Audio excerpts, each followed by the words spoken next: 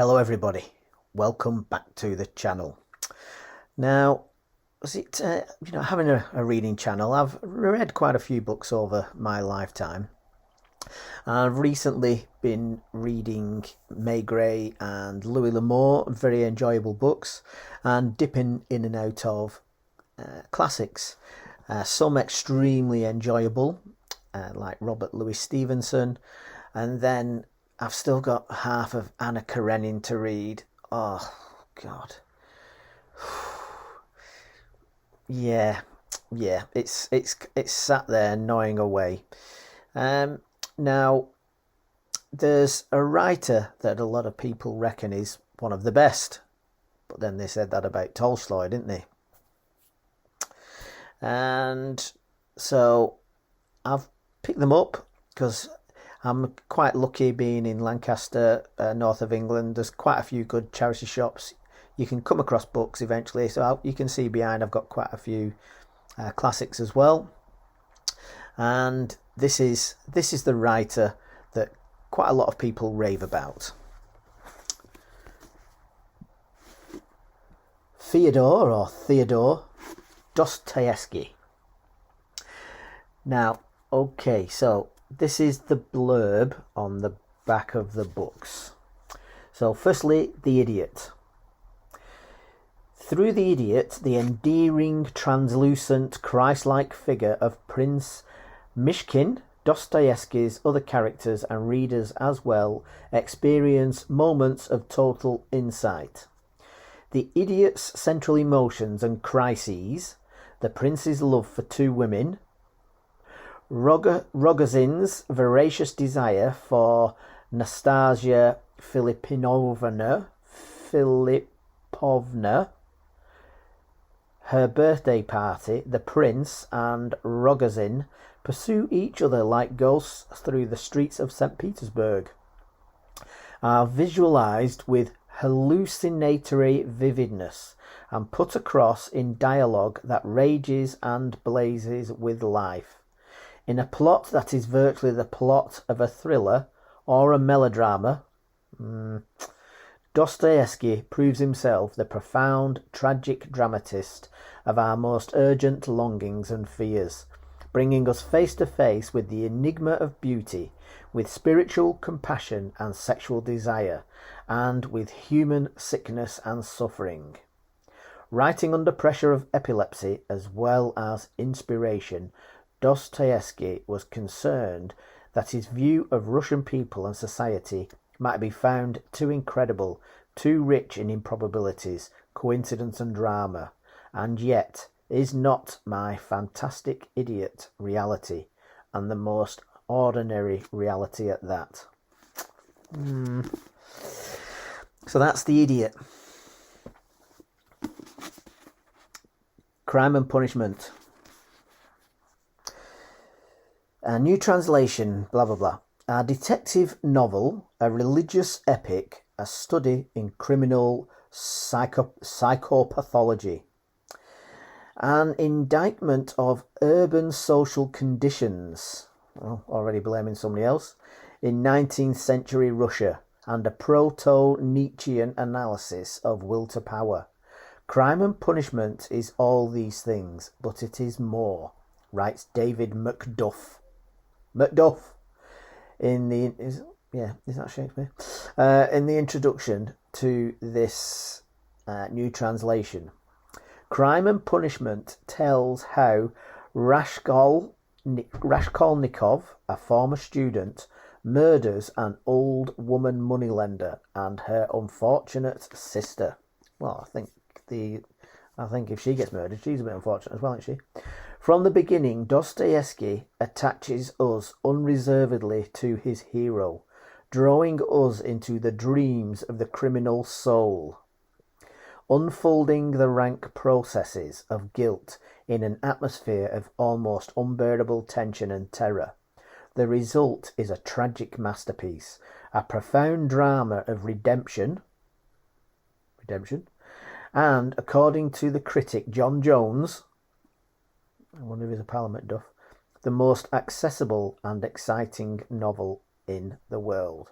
Well, that's going to be a lie, that, isn't it? Max, yeah. The Devils. The Devils, or The Possessed, is the most controversial of Dostoyevsky's masterpiece. A political drama, it has been both hailed as a grim prophecy of the Russian Revolution and denounced as the work of a reactionary renegade. The book is a penetrating commentary on men and affairs, with malicious caricatures of revolutionaries and literary personalities. It is also a work of tragic intensity. Dostoevsky, tormented by the conflict between good and evil,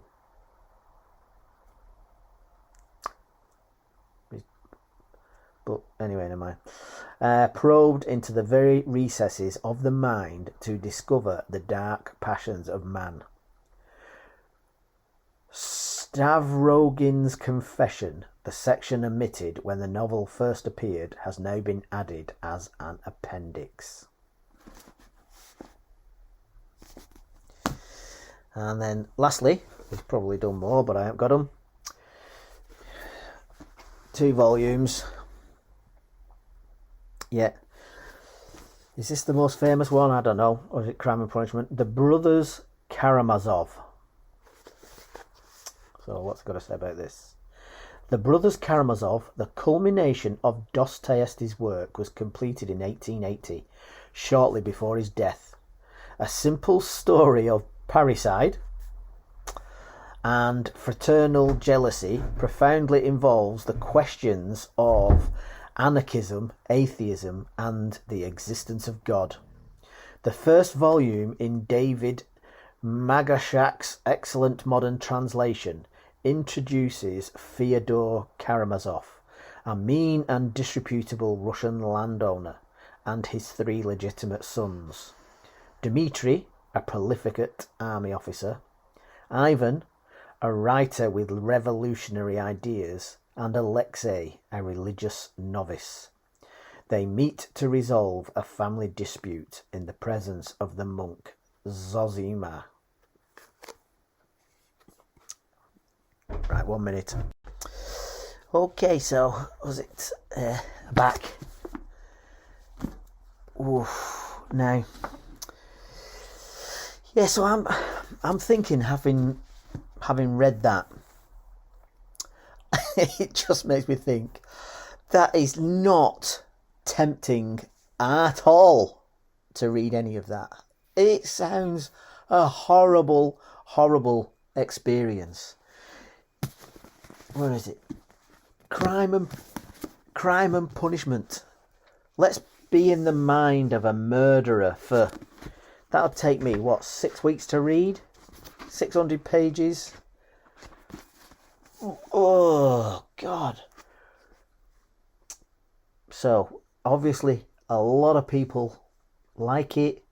You know, I don't know. It doesn't sound appealing at all. None of them. I mean, the idiot, you know, maybe, but yeah, it's kind of that Victorian time of, you know, rich people, you know, not having to work the land, not having to do a job, not having to be responsible for anything. So kind of drawing room or bedroom, overwrought, you know, over romanticized. I don't know. So yeah, there's, you know, that type of writing. Oh my God, 600 pages long in tiny writing. It's one of those I will give Dostoyevsky a go at some point, but I'm not expecting to like it at all. No, it particularly like Crime and Punishment. You know, the Brothers Karamazov. It looks just like, oh, for God's sake, make a decision, get on with it, come on.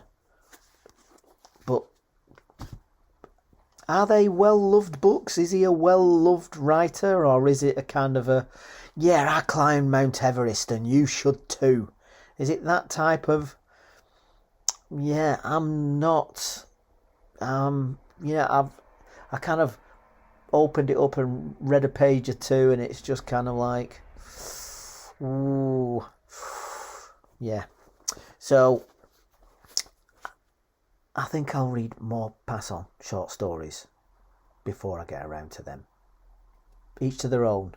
If you're reading Dostoyevsky, then I hope you find it a wonderful experience. And yeah. Happy reading, everybody.